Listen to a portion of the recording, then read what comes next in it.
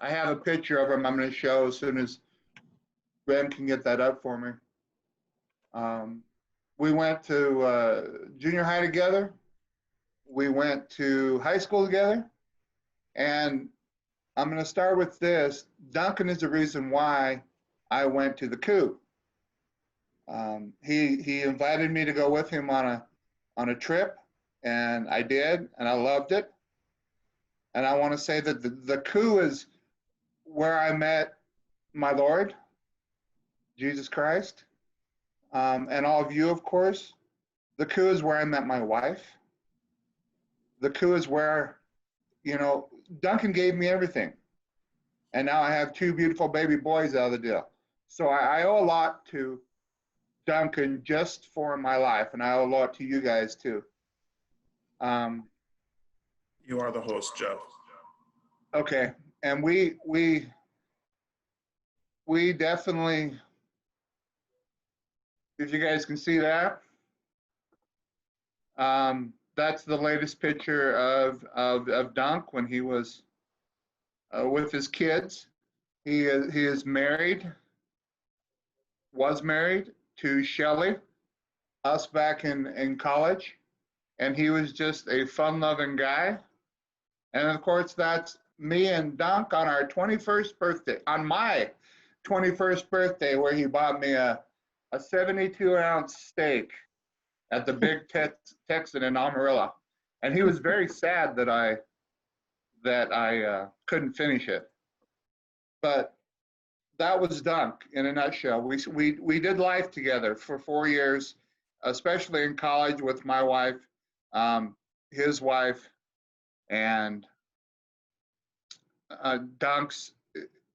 He had some little trouble through his life with health. He's had a few stents put in. He had a staph infection in his arm one time, but we talked, and we talked a lot.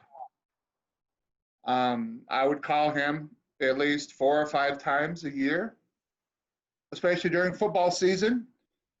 I don't know if you know, he was a big Cowboy fan. He was a big Longhorn fan and Astros fan. And I, of course, called him all the time. And at one point he said, "Jeff, why do you always call me when the Longhorns are losing? Or why do you always call me when Dallas is losing?" And I said, "Well, Dunk, then we never get to talk." And that's kind of the relationship we had. I did call him when the Astros won the World Series and congratulated him. And then I said they probably cheated. And he just kind of brushed that off. And I couldn't wait to call him when that little scandal come out. But that's what we did. We lived life together. We had that together. I had to go out there.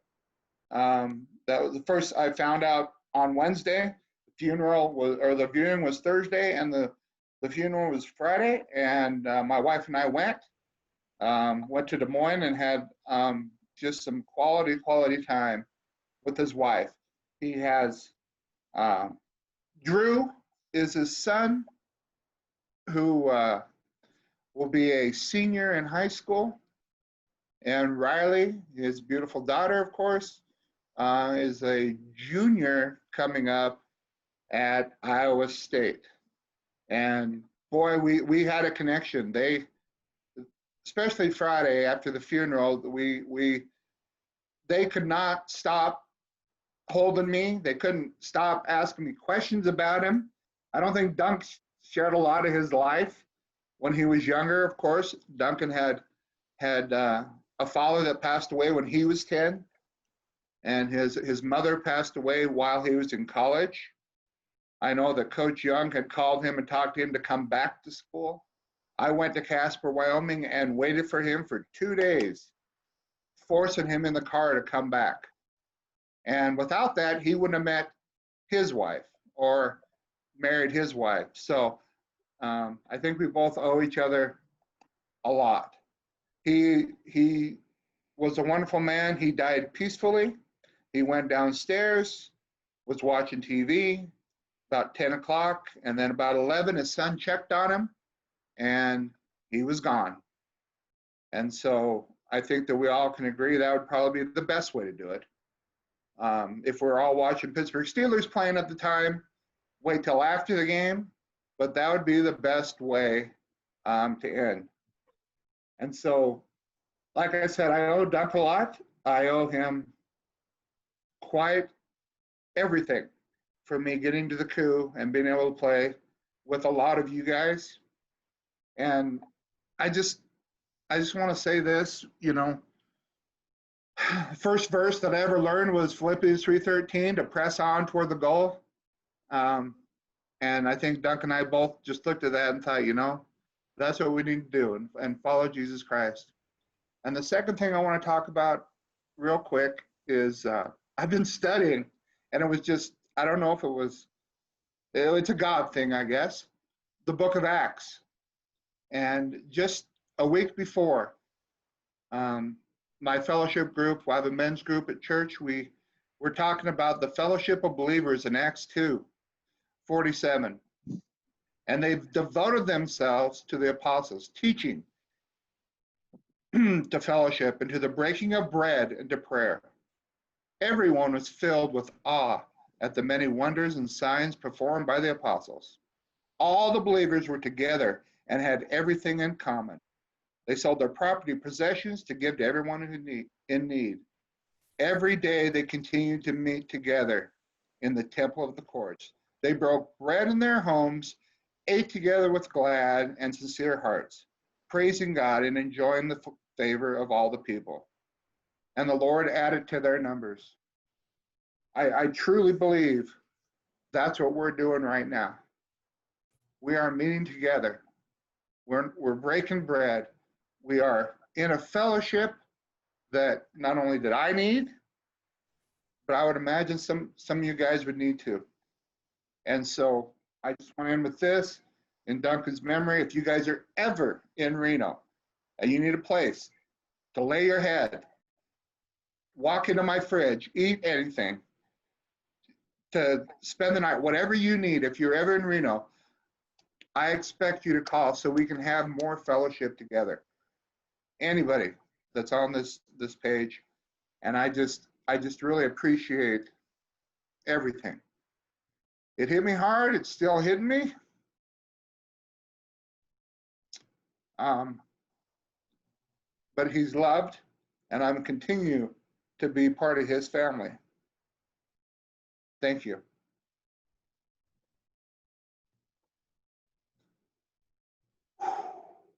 I think I'm done, Coach. Don't know if I can go much further. That's all right, Jeff. Thanks for sharing. And we're going to listen to Thomas. Tommy Rice is going to talk a little bit about Duncan. He went down to the funeral also. Well, for those of you, this is my first time on. I've had a crazy last couple of weeks too. You could even say a crazy couple of years. But for those of you that didn't know, after college and when I started teaching in Sioux Falls, Duncan and I lived virtually right next door to each other in Sioux Falls by the old Alec Drug in the hospital. And so there was a lot of times in the early 90s, we would go to the football games together, or I would go over to his house and hang out before we had to go to work. And so there was still a lot of time of just having a great time. We'd grill out, do the whole 9 yards, my wife Jennifer and I. And then, oh gosh, as with any relationship, when jobs take us other places, and Shelly was able to get down to where she was. We still talked once in a while, but of course not as much as you should. And as we all know, life gets in the way sometimes of our relationships, and it takes something like a death of a friend or a death in the family just to get you to meet up again. And so while kind of bittersweet, I'm very thankful for this. Just looking at pictures and seeing you guys, that's just wonderful for me. As for going down last week, you guys all know you just have that pulling at you that you just feel you need to do something. And so for me, it was a 4-hour trip from the booming metropolis of Gayville, South Dakota, and got down there, saw Shelly right away, and then saw Riley and Drew, and then some of the extended family that I have known for quite some years already. And ever since that day, I've talked to Shelly every day as far as that. And those of you that maybe have gone through loss, we can get through those first couple of weeks, but then after that, then you really find out who your friends are, things like that, as far as getting them taken care of. But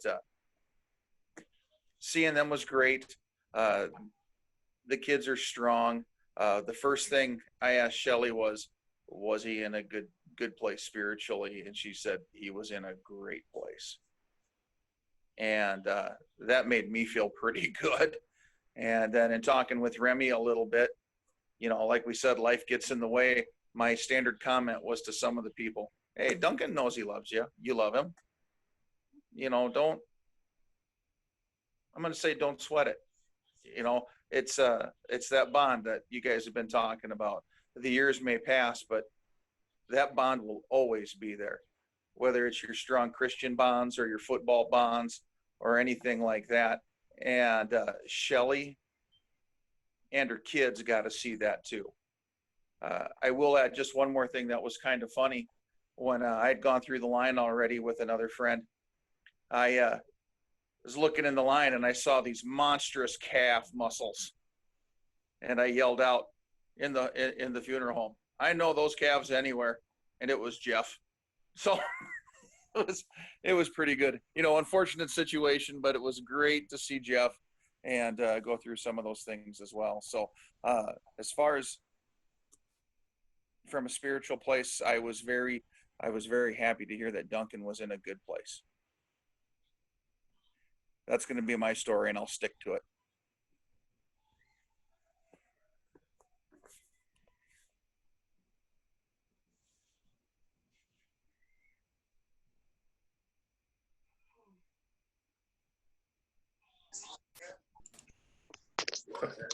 Hello. Hello. Hey, Theron, how you doing? Good. How you doing today, sir? Very good. Good to see you, man. We're going to have you on in a little while. So I just want to kind of finish this up with Duncan. I watched the service on YouTube, and a couple takeaways that just really stuck with me were Luke 18:17, these are kind of paraphrase, things that are impossible with man, God can do it. When we run out of gas, God has a full tank. I thought that was very clever.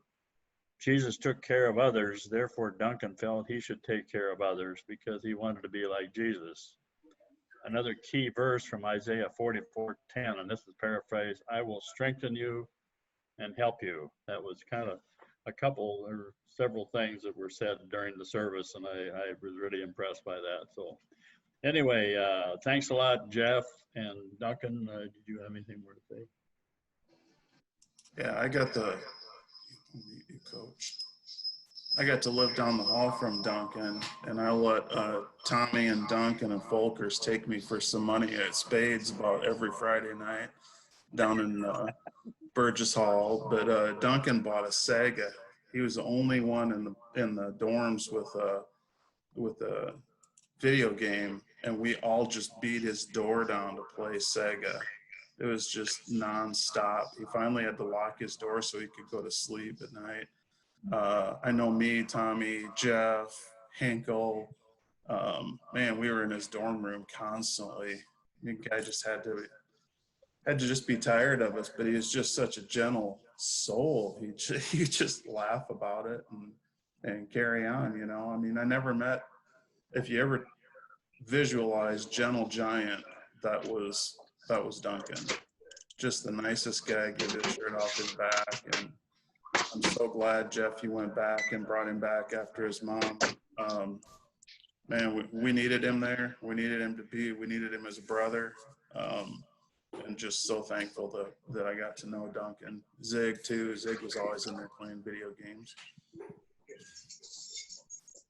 Hey, our next guy that we're gonna memorialize or commemorate is Dale Dickmeyer, Big Dale. And I've asked Alex Rojas if he would do two things tonight. I'd like to have him kind of talk a little bit about playing alongside of Big Dale. This would have been, was it 83, 84? Or Alex, you'll have to remind me. I think it was 83 and 84, right? Yes, sir. Maximum. I don't know if I can remember that far back. We got to hear you better. Well, that's the best I can do. Can you hear me now, Coach?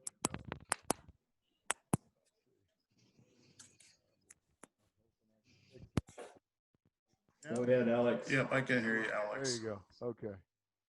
All right. First of all, I'd like to get a shout out to Mick Lambert and Jay Woo Sim, some of my teammates from back in the day. And Jay Woo, you've lost some weight. Are you well? But anyway, talking about Dale Dickmeyer, and I heard these gentlemen giving something about Duncan and about he being a big man and being just as kind as can be. I kind of have the same opinion of Dale Dickmeyer. This was Coach Young's second year, and I had been playing linebacker, and he had asked me to come down to the offensive line to help out. And it was my senior year, and I said to the coach, absolutely, I'll come down there simply because I wanted to finish my college career on a high note. And I got to play alongside Big Dale, but I called him Big Dick. That was what I called him. And he was just a gentle giant, and he was he was married at the time. He was the RA, I guess you call it, of the Married Student Housing, and I was there with my first wife. And for some of those people that don't know me or maybe have heard about me, I was pretty wild, and I was from Florida and had all kinds of things that I did that were probably out of bounds. But Dale was just a gentle giant. He was just the kind of guy that always had a great smile on his face. He was agile as could be. He played basketball. For those of you that don't know, he played tackle, but he could move like Michael Jordan. And Dale had a separated shoulder, and he'd be in the huddle, and his shoulder would come out one or twice a game, and he'd come up to me and he'd say, Alex, my shoulder's out. And I'd grab him by the shoulder, and I'd yank that thing into place, and I'd put it back into place, and Dale would just have this just gigantic smile. And my thoughts of Dale are that here is a guy that was married, and I was kind of reckless and abandoned. And I thought to myself, boy, when I grow up, which I haven't yet, I want to be like Dale. Dale's a guy that loved his wife, Yvonne. He was just he always had a smile on his face. He always had a kind word. And when Coach Young was being inducted into the Hall of Fame, I had come up to South Dakota to visit with him and to participate. And Dale went and found me after about 20 years out of nowhere and just came up and gave me a hug and wished me all the best. And those are the types of memories that I have of Dale Dickmeyer. And that he was always the kind of guy that subtly gave me access to God. I mean, I'm an immigrant guy I'm from Cuba. I grew up in the United States, and, I cut my way, my teeth here. And I really didn't have a Christian upbringing. My mom was very religious, but nonetheless, she was a single mother trying to raise kids. She didn't speak the language. But Dale was the kind of guy that subtly gave you access to Christ. And his gentle demeanor and his way of being was something that I cherish to this day. And I remember when I found out that Dale had liver cancer and that he wasn't doing well, I was distraught about that because I thought to myself, God has this plan and it's mysterious to all of us. His plan is unavailable to us, to the mortal man, as the Simon and Garfunkel song says. But for some reason, Dale went and I didn't. And I thought to myself, man, I got to be a better man because Dale was a good man and I need to be a better man. So my thoughts of Dale Dickmeyer are that the world was a better place with Dale in it, and it's a better place after he's left because he left that kind of message for all of us to hold on to. And I'm glad to be able to have said this tribute to him because he was just a gentle giant, like you said about Duncan. And it appears to me like they were both the same type of people. That's my message about Dale Dickmeyer, the Big Dick.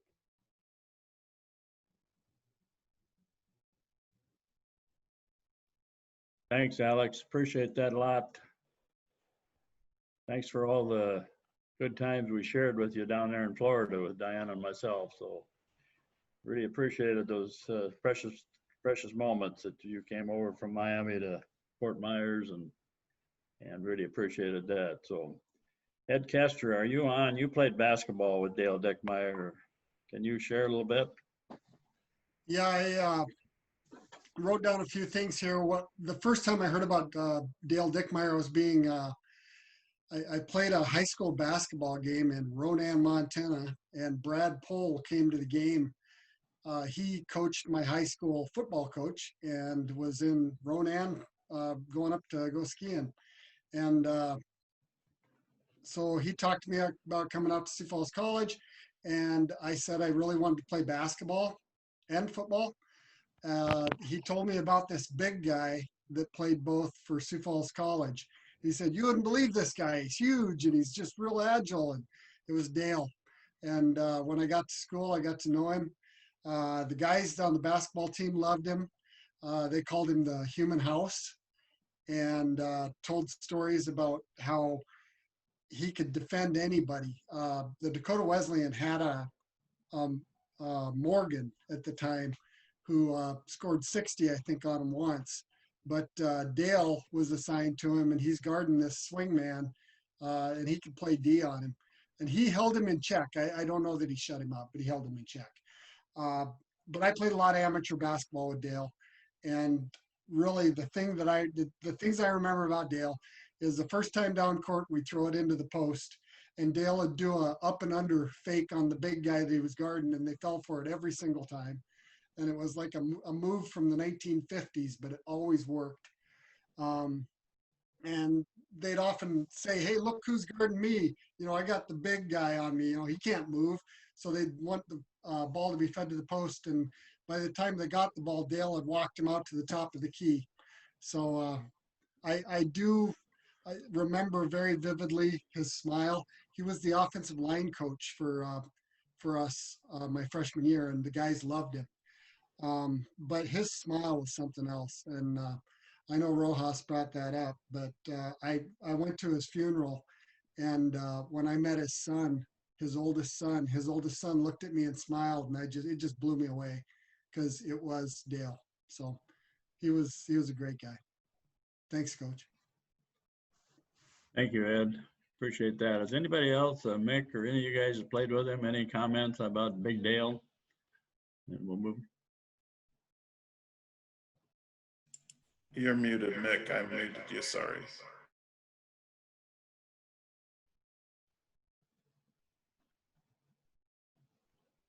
Can you unmute him? We there? Here you are, Mick. Can you hear me? Sure can. Okay. Dale, what I remember about Dale is he was always very quiet in the huddle because Alex was usually doing all the talking, but he always had a smile on his face, no matter when. In the huddle, you could look at Dale, and he always had a smile on his face, and it's like he was the kindest guy, even on the football team. So, but I do remember going to his funeral too, and remember how big a Twins fan he was, and everybody there in the family was in their Twins uniforms. So that was kind of a neat little thing that I remember about him. So, but he was a super great guy. I kind of had to always laugh about, I don't know if he understood half of the words that Alex was using, talking to that linebacker across from him out at Black Hills. Were you both Cuban at that, I believe, or something? You were talking in language that Dale Dickmeyer didn't understand. I know that. Dale was game. He was game. He was game for whatever we needed to do. He was a Christian man, but he was a warrior. Period. All right. Anybody else got a word? But Dale, we're going to move on to Dave Hinkle right now, and I'm going to ask Ed Kester to kind of share about Dave Hinkle. Dave was one of those kind of quiet guys that you just seemed to get the job done. I remember him being a receiver, and you wondered, he didn't look the part, but boy, that sucker, he had great hands, and he and Ed were quite a combination, like passing combination. We threw the ball quite a bit, didn't we, Ed? We did. Rem, did you have those photos I sent over? Are you able to share those? Um, I used to do this every year when we had the Rohinkle golf tournament, but so I want to be brief, but bottom line is Dave is someone who lived life as an adventure. First time I ever met him, I had just tested for the bench press and I had never lifted in my life. My freshman year, didn't know anybody, and I threw up 170 pounds. There was maybe some snickering going on, and I was embarrassed. And I walked over to some guy that had a t-shirt on that said Buffalo football, and he just looked at me and he said, "Don't worry about it. You play football on the field." That's one of my favorite photos at about 11,000 feet, backpacking trip with Dave. The thing about Dave that and living an adventure, we used to read Outdoor Life all the time in the dorm. And I remember reading about Alaska a lot. And we talked about how great it would be to go to Alaska. Well, after graduation, Dave got a job with Alaska Airlines and he moved up to Anchorage. And he did that because he had heard that a lot of people who work for Alaska Airlines, the schedule allowed you to be a hunting guide. So he actually worked for Alaska Airlines and then got his guide license for guiding sheep hunting. And he was going to go on to bear hunting and everything else. And we had, I think, 5 backpacking trips into the Wind River Mountain Range, which this is a photo of. I was in Alaska fishing one time. That's a photo of Chad Remington, Tom Rice, and Hinkle, 6:30 in the morning at the trailhead. When we took a couple linemen. They don't look like linemen, but we took them into the mountains. The unique thing about that is we got about 7 miles in. They both had altitude sickness because they're flatlanders. Dave and I went up and fished a lake and just slayed some fish all day. We got back to the camp and both Tommy and Rem were laying in the mountain stream buck naked. And Dave's reaction to that was, "Get your butts out of that stream because that's upstream. That's our drinking water." So I'll never forget that. But he was in Alaska. I did the backpacking trips with him. He always wanted to share in the adventure with his friends. This is just a picture of a page at his funeral. I actually was able to get, he documented all his trips, and I had all the pictures of all our trips in shoe boxes. And I actually took his book, kind of a scrapbooking thing, and I was able to duplicate all of our fishing trips. So it's got all the notes as where we were. This is Icy Lake, cutthroats. They were just hogs, just unbelievable fishing. We fished, we killed these fish. We went down to the lake and we saw a father and son who were on their way up to the lake, and they asked Dave, they said, "Oh, we heard the fishing's good up there." And Dave said, "Oh, wouldn't know anything about it. We didn't catch a thing." So he subscribed to the creed of don't talk about your fishing spots. But for those of you who don't know, Dave was killed in Alaska. He went sheep hunting by himself, and he fell. And I was in Colorado at a work event at the time.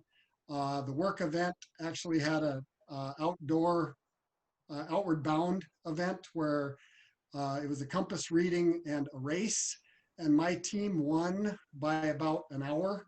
So people were wondering how I knew my way around the mountains, and I was telling them about Dave. I got back to the hotel, took a shower, the phone rang, and it was my wife telling me that Dave was missing in Alaska. So we talked a lot about that type of stuff throughout the years, how if you're going to go doing what you love. And that's kind of what happened. So we did do a scholarship fund with Tony Rowe, who we're going to talk about soon, and Dave in Wyoming for years. And we raised over $80,000 in about 10 years.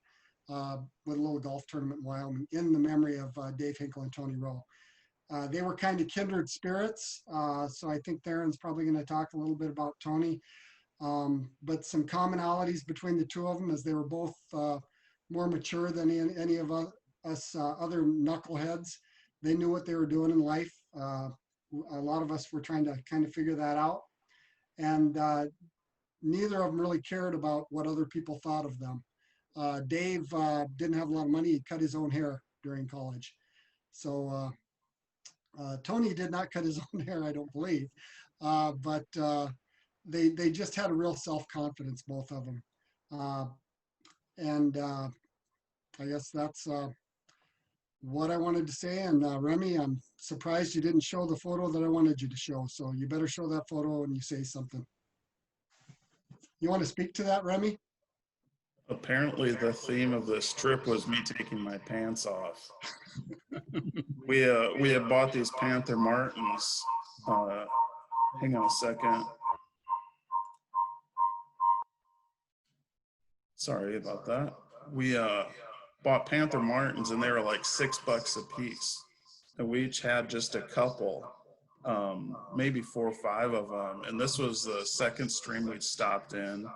And I wasn't about to lose my $4 lure on the trip in.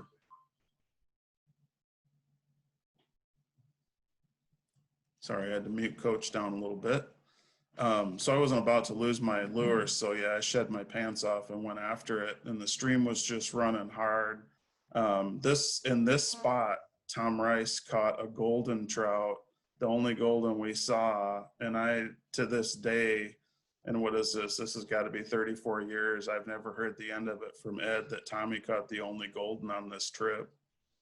But yeah, what a great trip. Those guys, I don't know if Ed just needed a ride out west or what, but he invited us, and it was the trip of a lifetime to spend 5 days in the bush with Ed and Tom and Dave, and really get to know Dave and really learn from Dave. He was just a special soul. I remember we were in a lot of math classes because he was a business guy and I kind of got a math degree, and then we'd sit down in his dorm room and just hang out. And then every night when I was playing in Duncan's room, Hinkle would come in and want to play the basketball game, and he just killed all of us at that basketball game every time. Just killed us. And every time he made a shot, he'd just say, "Jumper good."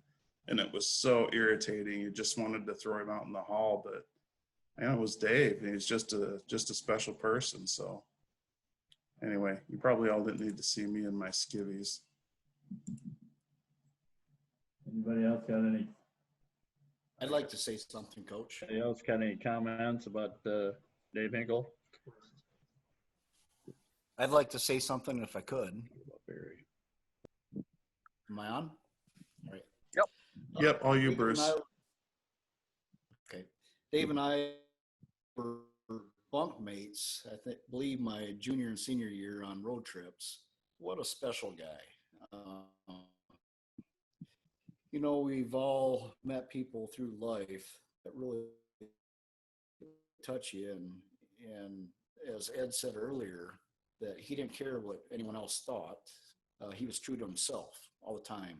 Just a great person. And I lived in married housing at the time, and I'd come over just to play ping pong, and he was an RA and minding the store, and I'd just come over to hang out with him. He was just that special. And I talked to him a number of times after we graduated and stuff, but oh, what a cool guy. That's spiritual. He just a good all-around person. There's not too many people like that. That's it. Thank you, Bruce. I do want to, when I look back in my files of players, I found this letter, or the kind of a poem that his brother wrote. His brother was John, wasn't that, I think? And I just want to read a couple lines in here. It says, although his life seemed short and it feels like his void will never fill. He experienced more adventure, love, and joy than most of us ever will. Few days will pass without memories of Dave. Although his company I will forever miss, it's comforting to know he's in a better place. We will wonder why God took Dave for as long as he did, or for as short a time as he did. When we meet Dave in heaven, we will see that God has many wonderful reasons. If Dave could visit with us for 5 minutes and then leave with a handshake or a kiss, he would answer many of our questions, but most of all, he would tell us this: don't burden your hearts with sorrow, grief, or similar things. Before you know it, you'll all join me in heaven with your own set of perfect things. I thought that was a very neat letter from his brother, John. So anyway, thanks a lot, guys, for sharing about Dave. So we're going to move on to Tony Rowe right now. And first of all, I've asked Jimmy Miller if he would, he coached Tony, and then we'll go on to Theron. Theron can share a little bit about Tony also. So anyway, Jimmy, are you there? Yeah, I'm here, Coach. Okay, go ahead. You're on, buddy. Okay. Theron can probably do a little bit better than I can because I've been coaching quite a while now, and I know that what goes on in the locker room is a lot more intimate than what goes out on the field. So I have an image of Tony, and I'm sure a lot of you have maybe a little bit different, but I'm just going to share some of the things. Can you hear me, Coach? Am I on? Yeah, I can hear you. Okay. Well, Coach asked me to share about Tony, and I said, sure, I'd be glad to do that. But the closer this got, it kind of brings up a little bit of stuff in your heart. Is that it's not real easy to talk about some of the things. But I started coaching at the Sioux in 1987. So Tony was a sophomore my first year that I came in, and then I coached him his junior and his senior year. And what I learned early on about Tony was that he loved life, and he lived as though every day was a party to celebrate. At least that's kind of the image I have. If you were in his presence, you were considered kind of a special guest into the party. Is that he kind of invited everyone in. I know that Tony really loved his teammates. He's one of those guys, after a few minutes in his presence, he started to walk a little bit taller. He had an innate ability to make you feel welcomed right away and just kind of ask you to come in. He loved having fun. I'll never forget, we were playing, I think it was Midland Lutheran. Down there, they were a wishbone team. So I think they threw like 6 times the whole game. So Tony's playing cornerback, and he's basically twiddling his thumbs out there. Well, finally, they threw a hitch ball to a guy, and it was right along our sidelines. And the guy caught the ball, and Tony came up to tackle him, and the guy was giving him all his best moves. And pretty soon, the guy just went down. He tripped over his own feet, and I'll never forget this. And Tony looked at him, and he said, "Bro, you just juked yourself into the ground." And I thought that was kind of funny during the game, and it was said in such a way that it was kind of, he invited that guy in. It wasn't like he was shaming him or blaming him. He was just kind of having a fun with the game. The night he was shot and killed, he was spinning records as a side gig at a dance hall. That was just kind of Tony. That's what kind of I thought about. He loved playing football. His senior year, he was a first team All-American. I think he had 8 picks that year. He finished up 7th all time on the interception career list with, I think it was 14 or 16. I can't remember.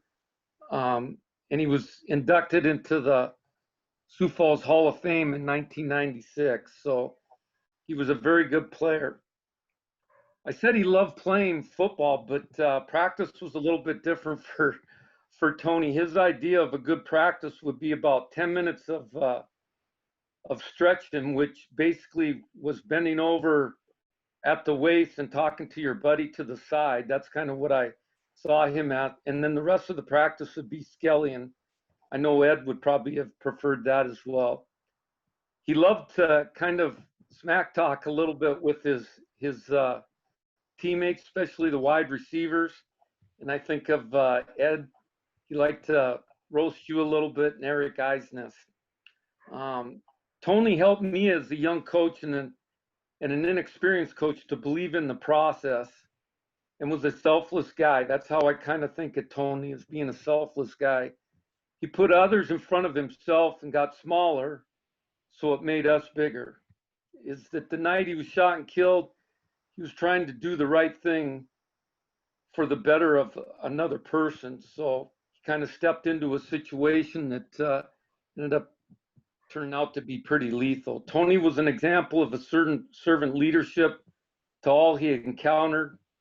And I just say this, you're missed, Tony Rowe, and thanks for believing me as a young coach. That's what I got, Coach. Thank you. Okay, Theron, can you fill in some gaps?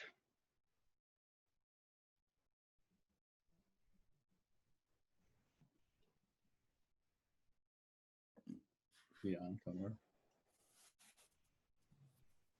Theron?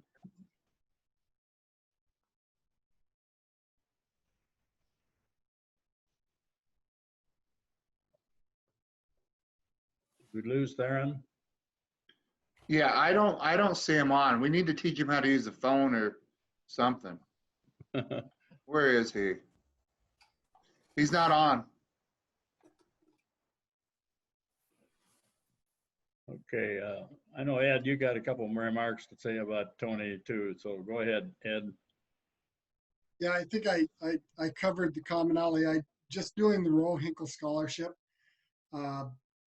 You're just struck by how alike they were, but how unalike they were. You saw how well dressed Tony always was.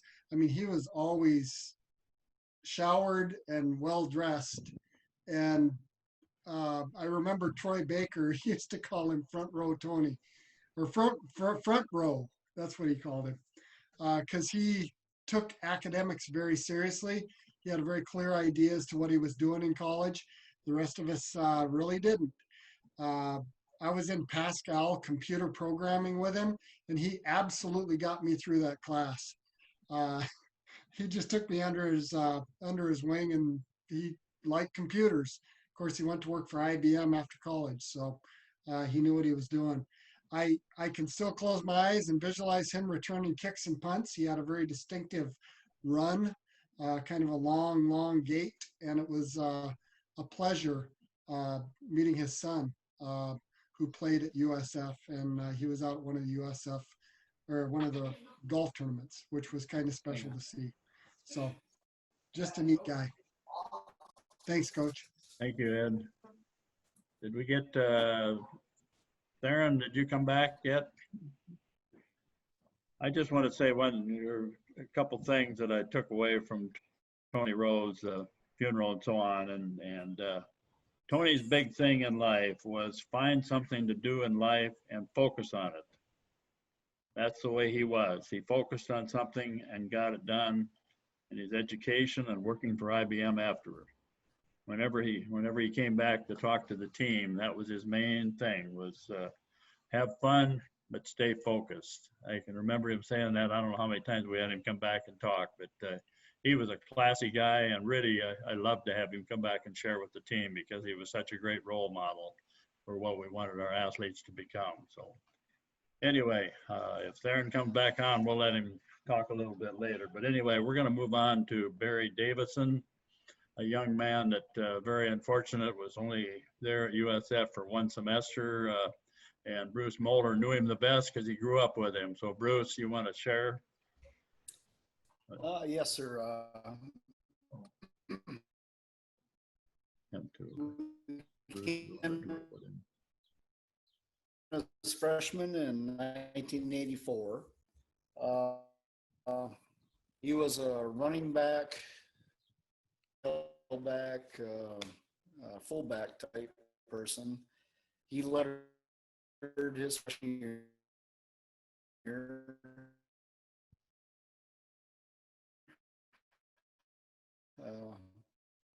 Funny thing is, I've been one of the only 3 or 4 that didn't let her that year, but he was just with everyone.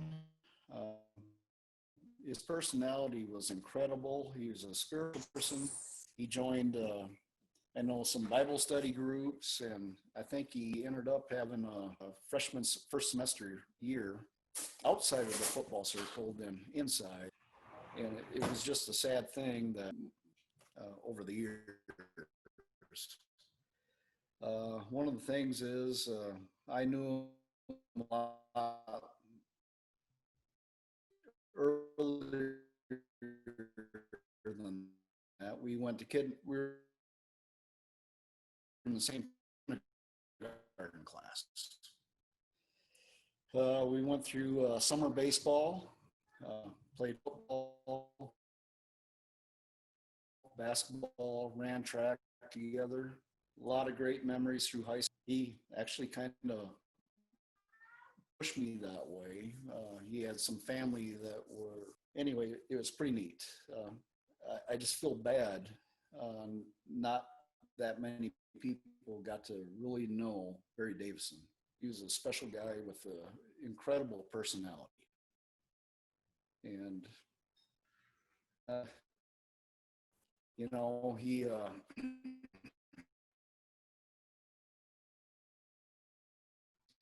it was his birthday, the day that he died. He turned 90 and went out and having fun, and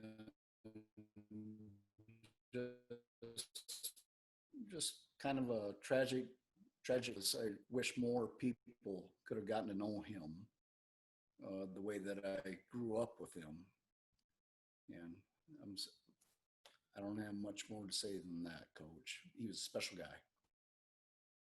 Thanks, Bruce. Bobby Booth, you knew him pretty well too. I know, got to know him. So are you on, Bob? Yeah.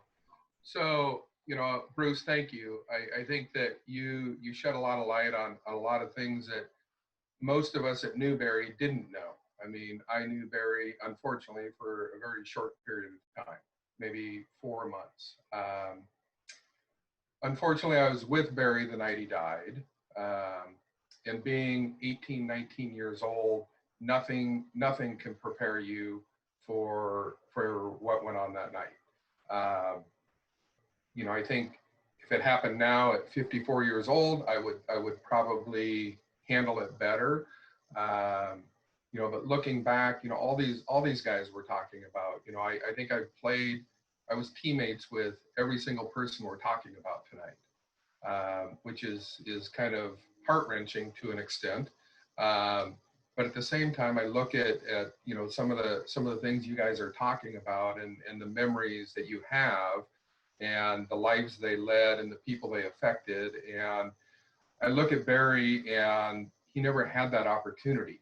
Now, at least within our football community and our Sioux Falls community, we didn't have an opportunity to see and learn from Barry and understand everything he had to give. It was definitely a life that was taken way, way, way too soon. You know, Coach, when you asked me if I could talk about him a little bit, you know, of course I will. But then I start thinking, you know, what are the takeaways? And the takeaways are, I didn't know him as well as maybe I should have as a friend. You know, it was a very short time we had together. But what did come out of that was the amount of compassion that came out of the Sioux Falls College community towards me particularly, and a lot of guys on the second floor of Burgess Hall. You know, he was an awesome person from what I got to know of him. And, you know, the group that's on the chat tonight, you know, Rick, I'm so glad to see you were able to join. You know, you were on that floor with us, E.T., Bruce, John Hudson, Darren Vick. I mean, so many of those guys, you know, it was a horrible deal. And what my takeaways from that are, you know, I spent, I don't know how many days with Brad and Rhonda Pohl. I mean, what wonderful people to kind of take me under their wing and kind of help me through that process. And Coach Young spent some time at your home, just trying to deal with it. And as a result, I actually left school for a year. and end up, coming back and seeing some of the same people and meeting a whole new host of friends. And, it's made me just in these past couple of weeks, just this forum right here has really opened my eyes to, get outside of my neighborhood and really appreciate the memories of all the people that we've met over the years. We've got some great friendships, and I just think that sometimes we take those things for granted. And the takeaway from tonight is, if you want to pick up the phone and call a friend, do it. Don't wait, because it might be too late.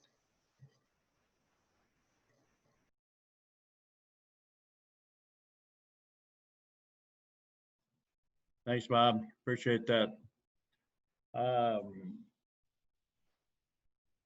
next guy that we lost, John Sandholm, was a big tight end. He was a lot slower than somebody that was so fast, like Jeremy Gardner, Did you hear me, Jeremy? Anyway. I heard you, Coach. You did, huh? But John was, I don't know. I did ask Brad Carsons. I saw he was on earlier. Are you on yet, Brad? I can't find you if you are. Brad was having some technical issues with his audio, and then he had some kid issues getting his kids to go to bed, I think. Oh, okay. He's trying to rejoin right now. Is he? Yeah. Anyway, he knew John the best, really. They were great friends, and he was another one of those gentle giant kind of guys, just a great smile on his face all the time and always willing to have a good time. But I just remember him as a guy that, obviously he had a love for pets. Golly, he had 2 dogs. I can't remember their names. I think one of them was Goliath and the other was Casper, I believe. They were 2 big labs. And then he had a couple cats that he loved, and Rosie and Charlie. And he lived right out here in Brandon, not too far away from where I live. But anyway, it was an unfortunate situation with John, and we won't go into details. But Brad, are you on? I think he's joining us. I can try to stall here for a minute while he tries to rejoin. But go ahead. Did you know him? Well, so I grew up in Harrisburg, and John grew up in around the Hartford area, and he played at West Central. And I remember playing basketball in high school.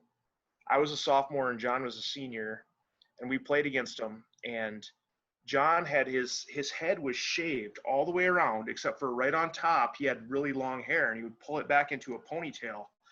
And he was probably the scariest looking dude on a basketball court you have ever seen, because he's about 6'4", almost no muscle definition, but just absolutely huge, and just that ponytail in back. And I think we were terrified of him, and his team ended up making the state tournament that year. But scary guy at that point. And then my freshman year, I come to USF, and I'm a scared little freshman. I can't understand anything that Coach Sim is saying. He's telling me to block a 3 technique, and I have no idea what that is. And so I'm bent over in the huddle, and all of a sudden someone pinches the back of my calf, and kind of pulls the hairs on there and stuff. And I turn around, and I expect it to be some little running back or wide receiver, and all of a sudden I have to look up because it's John Sandholm.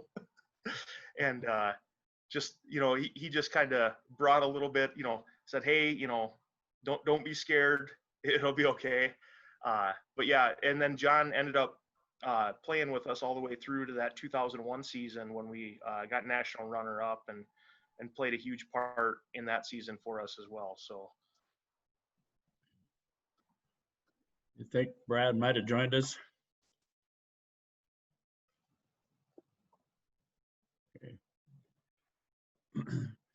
Thanks a lot, Chad. The last young man was going to be memorialized by Coach John Anderson, and that was the young man that died just a couple of years ago. His name was Courtney Bean. Some of you probably remember. He was a young man that was a transfer student that came in January and went through about 1 week of spring football, and they went into Easter break and then had a auto accident out on I think it was 41st and somewhere on the west side. And anyway, he and his friend survived, but Courtney didn't. And I couldn't tell you much about him because I wasn't coaching him. John would know a lot more about him, but maybe he'll share with us in the future too. But so anyway, I just wanted to acknowledge a young man that who was very short in the program, and he was there probably maybe a little over 2 months, and then before his life was taken in an auto accident on West 41st Street. So anyway,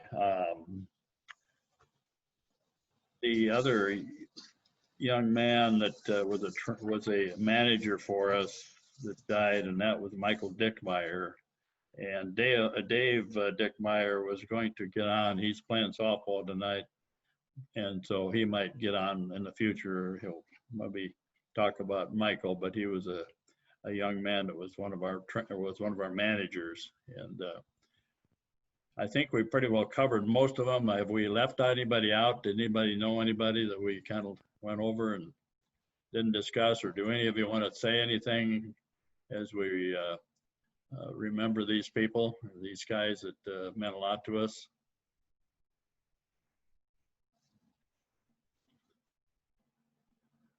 You know, Coach, you brought up Michael Dickmeyer.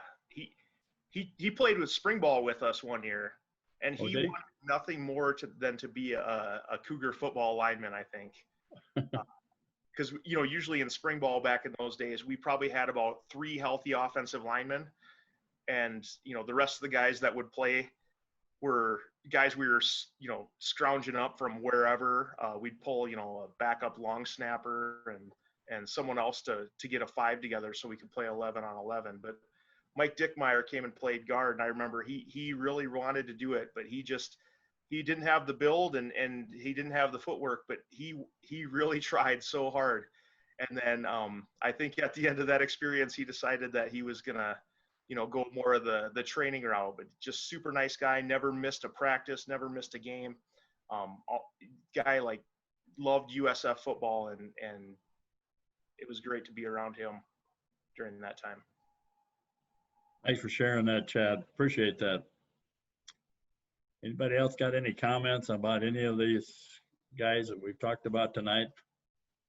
I appreciate all the comments, and sorry that Theron wasn't able to talk about Tony some, and I really wanted Brad Carstens to share some about his relationship. Maybe he'll be on next time, but he lives down in Arizona, and that's 2 hours difference in time. And so I know that he had to scramble just to get home to be with us. And so anyway, we'll probably catch up with him in the future. So, hey, Coach. Yep. Dax. I like to say this about John. We knew John more as Rockhead. He had a maneuver I've never seen any other tight end do, which was run out and headbutt a linebacker and then turn around for a pass. It was still an unbelievable move. He could do it every single time. I can show tape probably someday if I can find it. He was just known for it. We call him Rocket. He'd go out, run up 10 yards, headbutt the guy, knock him on the ground, and turn around, catch a pass. Soft hands for a big guy. He was a heck of a player. Nice kid. Jeremy Gardner, did you learn your techniques from him? I was a little bit older than that, so no, I did not learn from him. Well, we were going to talk some more about the 96 or 90s. We're going to put that off until the next time we gather, but I want as many of the people from the 90s, we're going to kind of focus on that the next time. And we'd really like to hear from some of you guys that played in the national championship, plus later on in the 90s, especially leading up to the second time we played in the national championship and had to play Georgetown. So anyway, if you can kind of store those away, I appreciate it. I want to say one thing here, just kind of a thought that I've had. This comes out of Matthew 22, 36 to 40. These some of these leaders came to Pharisees and so on, came to Jesus and said, "Teacher, which is the greatest commandment in the law?" And Jesus replied, "Love the Lord your God with all your heart, and with all your soul, and with all your mind. This is the first and greatest commandment, and the second is like it. Love your neighbor as yourself. All the law and the prophets hang on these two commandments." Honestly, this is what team building really is all about. Really, when you think about it, love the Lord your God with all your heart, mind, soul, and get your life prepared in that way. But the big thing in teams, the great teams, love each other is always thinking about the other person. So we had a young man that got home from Kuwait, and I was kind of thinking he might be on, and that's Justin Jacobs. He played with us back in the 96 year, but maybe we can get him on next time. So somebody will remember him. Anything, Chad? Anybody want to say anything about what you'd like to see or anything? Hey, Coach. Yep. This is Zim here. Can you hear me?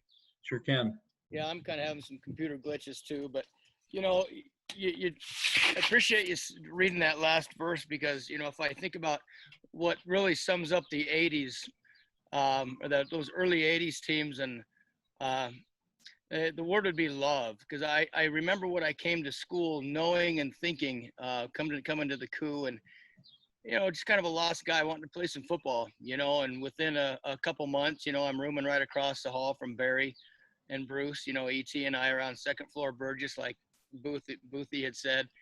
And then the unfortunate thing had happened with, Tony. And so, we reach out to each other, and this last issue with, losing Duncan, I called talked to Jeff Folkers last week. And, that love carries on because there was a little bit of tragedy and a lot of turmoil, with our group. We always took care of each other. We had a lot of fun. But I remember walking on campus one night trying to put it all together in my head. And thank God I was at the coup because I couldn't really figure it out. And I came across this gal. I think she was a senior, and here I was a silly little freshman. And she just stopped me and she said, "Hey, you look like you're troubled." And this would have, it was just kind of a divine intervention. I said, "Yeah, I'm kind of struggling with some things, kind of trying to put two and two together." And she just put her hand on my shoulder. She goes, "It's going to be okay." And I, kind of just blew her off and said, yeah. And so I go back to my dorm, and on a piece of paper, I don't even know how she knew me. On a piece of paper, there was Proverbs verse 3, 5, and 6. Lean not on your own understanding. And I read that, and again, that's one of the first times I really cracked open my Bible to try to figure this thing out.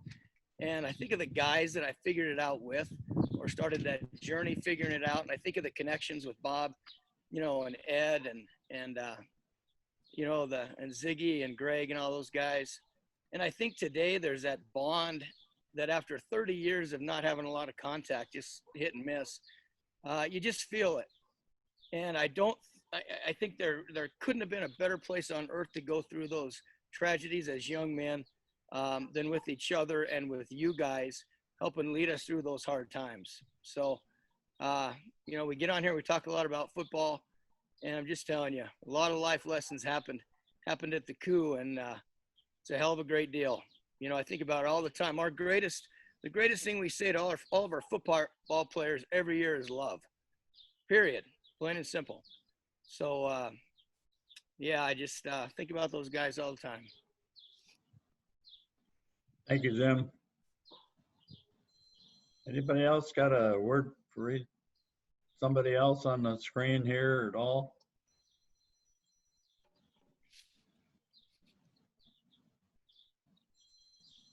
This is Jeff, and I do appreciate that, Rick. Before you got on, I did say thank you. Everyone that called me, it was the best, and it was out of love, and it's like we just picked up the conversation where we left off last time, and that's what's so great about that. We're all great friends. But I have a couple things. Tony Rowe, I had the opportunity to go pick him up in Sioux City one time. I don't know, Coach Young, you asked me to. And I think we're in Ziglowski's Old Blue. And we drove down to Sioux City and picked him up from the airport. And we were dying. I don't think Old Blue had air conditioning. But tell you what, by the time we get there, Tony Rowe comes on. He's dressed to the nine, right off the airport, right out of the airplane. And the first thing he says, man, it's cold here. And we're dying. We're big linemen. We're sweating. We've lost 5 pounds just of water weight on the way. And he's freezing to death. And, I know Theron would say they'd go back to the dorm room. And even during a Sioux Falls August for 2 days, they would have their hot plates going to heat up their rooms because it was so cold. And I was going to tease Theron about that. But, that was Tony Rowe. He was dressed, did not sweat the entire time. He was from Arizona. And what a great trip that was, going down and getting him and picking him up. And then Dave Hinkle, being able to play with him. I was on his championship basketball team. I didn't, for Sioux Falls, the intramural, I didn't play, but I was on the team. So that was pretty cool because he made all the shots. Now, Coach Young, I need you to forgive me for this, but when he was a senior, I worked at Doc and Eddie's, and Dave Hinkle did not drink. And he came over to Doc and Eddie's to listen to some music. And as Duncan, that I corrupted, I also corrupted Dave Hinkle for that night. He came over and I asked him if he wanted anything. He said no. And so I bought him an iced tea. Well, it's an iced tea from the bar. And he actually had 2. And I got the opportunity to carry him home after 2. So please don't make us do up downs, Coach, because Lord knows we did enough up downs because of our stupid mistakes. But it was a great opportunity to play with Tony and Dave. And they were just 2 of the greatest people you ever did know. And that's all I have to say tonight. I don't want to start with apologies, Jeff, because I remember my early years. I'm not too proud of a lot of them too. So we had some spots that we should have not gone to, but the Lord will forgive us.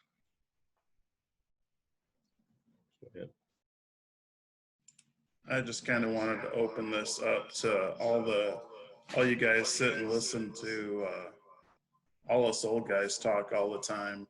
I got to thinking about what ties us all together. And what ties us together is guys like me and Ed are sitting in the stands watching guys like Jeremy Gardner and all you guys play ball, man. And we're so proud, Chad Berger, we're just so proud to be Cougars and then to have you guys out there representing us. So if we're trying to circle this thing around and try and figure out, why do I get on every other Thursday and why do I do this? It's because of that. It's because I heard stories about Alex Rojas, and I heard stories about Dave Dickmeyer and Kevin Mosier, and got to play with a bunch of guys, and Mick Lambert. And I get to hear Ed talk about any records that he may or may not have broken that were Mick's. Sorry, Mick. And so that's kind of the tie that binds us all together. And so just as many as can get on here is welcome. I mean, we've expanded the Zoom membership so we can take up to 500 now. So I know, kids got baseball and soccer and things going on, and the world's starting to pick up a little bit. But I mean, when we did a test on this, because we needed to get Coach up to speed a little bit. And I opened it up and Bob Booth was there. It was like the best feeling in the world to see my friend Bob Booth that, I didn't make it to the reunion because my dad had passed away. And I open this up and I see Greg Carroll. I see a guy like Marv Smoot, and I didn't know him from the Coup, but I knew him because I used to work for that agency when he was selling Cadillacs, and things like that. Man, there's a lot of stuff that ties us all together, and that's why we're doing this. So thanks everyone for coming. We really appreciate everyone just jumping on, but also feel free to talk whenever you want to. If someone's talking, we'll be quiet. If you got something to say, I mean, we're a family. We're just all sitting at the dinner table eating Thanksgiving dinner right now. So anytime you want to talk, go ahead.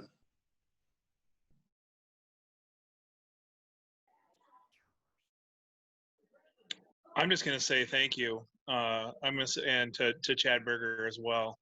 Is that you? Yeah, that's me, Coach. It's Chad. It was kind of funny. I don't know. Chad hit me with a direct message on Twitter, and he just says, "Here's my phone number. Shoot me a text." And I had no idea what he wanted to talk about, and made sure that. Can you guys hear me? Yep. Okay.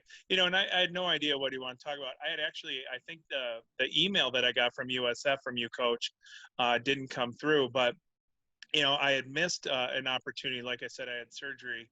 I had missed the opportunity to be on this call, but I'll tell you what, knowing that Coach Sim is on a call like this and just remembering what I went through with him, like we said with Coach Underwood, you Coach Young, I'm not going to miss another one of these. This is, I work in healthcare, and, with COVID and with this worldwide pandemic going on and this public health emergency, it's been just a crazy few months, but to be able to have the positive memories that are pre-COVID and to be able to think about the things, when I see Dax on there, a picture in my mind flashes of me blocking for him out at Black Hills State University. There's just so much that this brings back. And I just want to tell you, this is an absolute joy. And I want to thank everybody on the phone for or on Zoom here for, just the communal nature of this and the ability to come back and just talk as men as well. And I think that's such an important thing that, this is not about what people talk about toxic masculinity anymore, but really this is just talking about the great things that we can still accomplish and the great things that through the Lord and the grace that he has given us that we can continue to accomplish. So I just want to say thank you to Chad for making sure I got on here. I want to thank you, Coach, and everybody who had this, because this is something that I want and I need, and I'm going to continue to participate in. Thank you, Marv. That was very beautiful. Some beautiful statements. Thank you. Anybody else want to wrap us up here? Thank all of you for being on tonight. We'll give you a chance next week if we haven't given you a chance tonight. So anyway, I think we'll bring it to a close. I'm wearing my tank top next week, just like Berger. What's that? I'm wearing my tank top next week, just like Berger.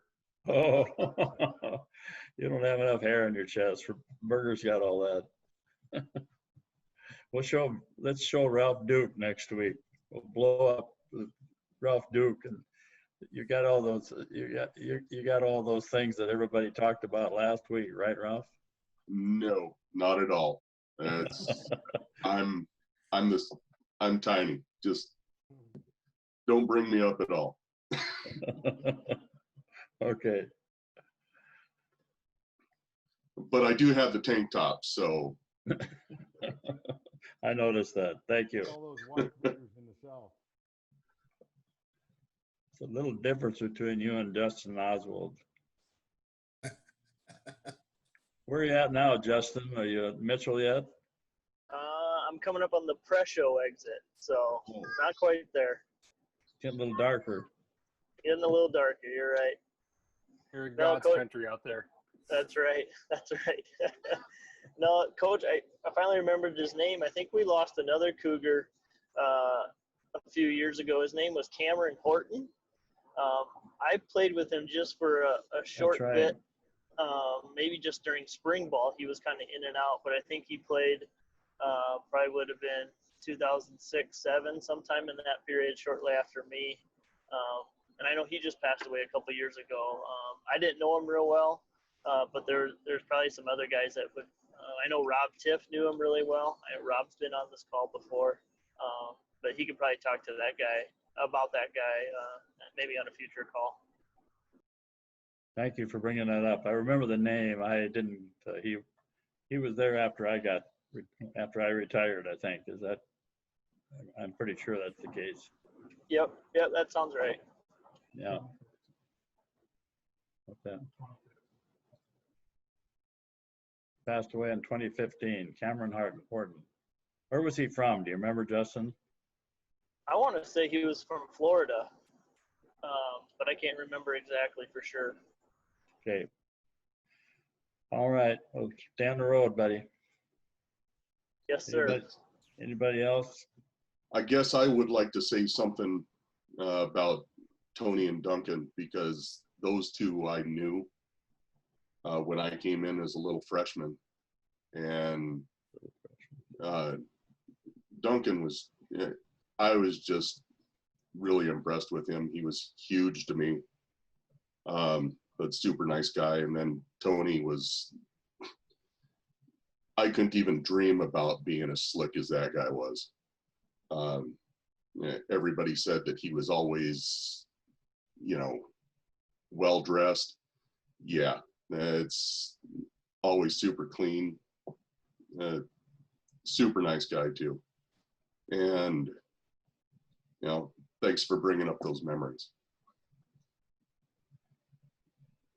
The thing about Tony, he was in the high school where I coached in Arizona, and it was my assistant coach that took over for me, and his Buck Hall was his name, and he was responsible for getting us two guys. One was Viverette, and he went back home again, but Tony stayed. And but I think part of it, we had a good culture down there at Maryville High School in Phoenix, and I think Tony was brought up in a good program before he ever came to USF, and so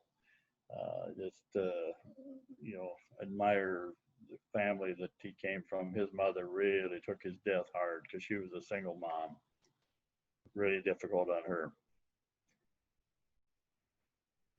Thank you, Ralph.